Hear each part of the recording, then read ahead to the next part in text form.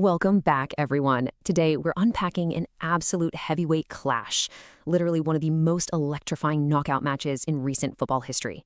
We're looking at the 2019 FIFA Women's World Cup quarterfinal. Picture the scene, all right? You've got the host nation, France, squaring off against the defending champions, the United States. A completely packed stadium, sky-high expectations, and two exceptionally talented squads colliding on the world's biggest stage. It was a tactical, physical, and highly emotional roller coaster. And today, we're going to break down exactly how it all unfolded. Right off the bat, we have to ask the ultimate question. What does it actually take to dethrone a reigning world champion? I mean, for France, the stakes here were absolutely monumental. They weren't just playing a talented squad. They were taking on the tournament favorites, and they were doing it right in front of their own passionate home crowd. The pressure on them to deliver a historic victory on home soil was immense. They had to somehow figure out a way to disrupt a team that, honestly, just doesn't know how to lose early in this tournament. Okay, let's dive into this. Before the whistle even blew for this quarterfinal, the U.S. women's national team possessed this truly intimidating pedigree. And it really comes down to one single number, 100%. In every single Women's World Cup prior to 2019, the USA had reached at least the semifinals 100% of the time.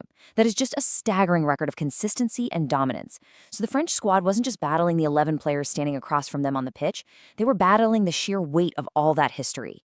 Section 1. The Early American Shock. For the Americans, their strategy to handle that insane pressure cooker of an environment was pretty clear. Strike fast. Inside the very first minutes, the USA put relentless, immediate pressure right on the French defense. And it paid off almost instantly. They win a free kick, Megan Rapinoe steps up, and she fires in this low trajectory strike that somehow threads its way all the way through a crowded penalty area and straight into the back of the net. It was an absolute dream start for the U.S. And, a fascinating little detail here is that Rapinoe had actually handed over the captain's armband for this specific match to Alex Morgan. But as we saw with that immediate tone-setting goal, she was still absolutely leading by a true skipper's example. Moving to Section 2. The French counterpressure. Now, France definitely didn't just roll over after that early shock. They pushed right back forward, earning corners and forcing the USA into a defensive posture. Now, what's really interesting about this slide is how it highlights those intense, individual tactical battles that started popping up all over the pitch. On one side, you had Kadidiatou Diani, who was just phenomenal for France, really showing off her pace and talent. But she was met step for step by Crystal Dunn. Dunn did an absolutely superb job tracking back, staying goal side, and making these absolutely crucial blocks. Meanwhile, in the midfield, you've got the French captain, Amandine Henry, literally throwing her body on the line, fighting tooth and nail against the USA's Sam Mewis. It turned into this heavy-hitting chess match. France kept whipping in incredibly inviting crosses, especially from Amel Majri, but they just kind of lacked that final clinical finish in the box. And as France pushed their line higher and higher, the margins got incredibly tight. Diani, Valerie Gauvin, and the rest of the French attack were constantly testing the USA's defensive line. This led to some very, very close offside flags from the assistant referees. Pierluigi Collina, the head of refereeing at the tournament, hit the nail on the head regarding the exact standards of the officiating. He said, "Doesn't matter whether it's millimeters or 10 meters, an offside is an offside, right?"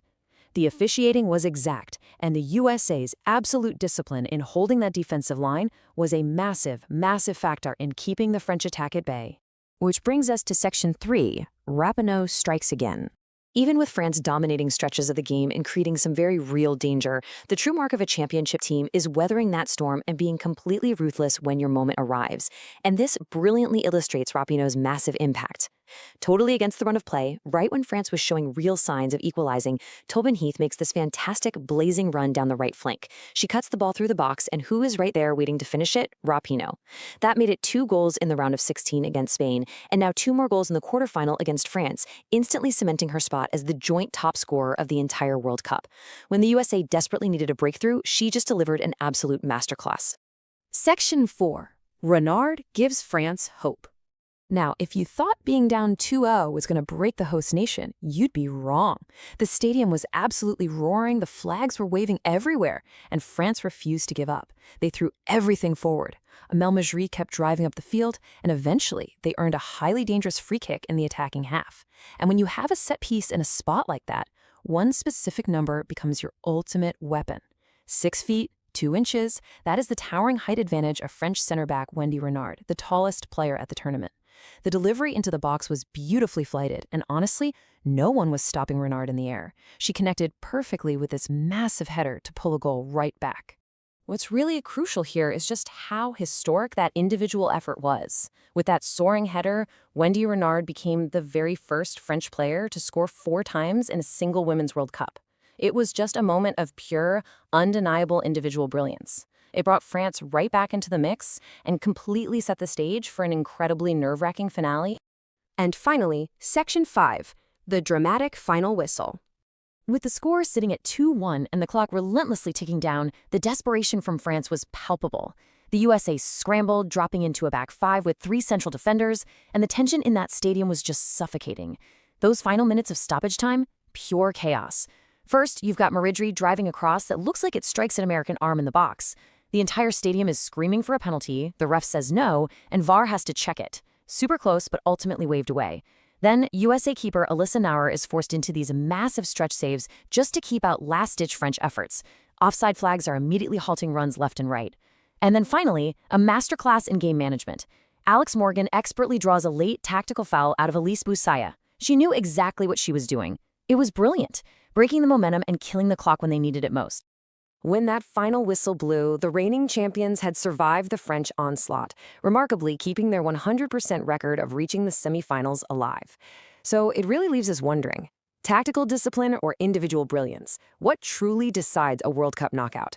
Was it the USA's rigid defensive line and those dark arts of clock management? Or was it the sheer star power of someone like Megan Rapinoe changing the entire game with 2 swings of her boot? The beautiful thing about football is that, honestly, it usually requires both. Thanks so much for joining me on this explainer. Keep analyzing the beautiful game, and I'll catch you next time.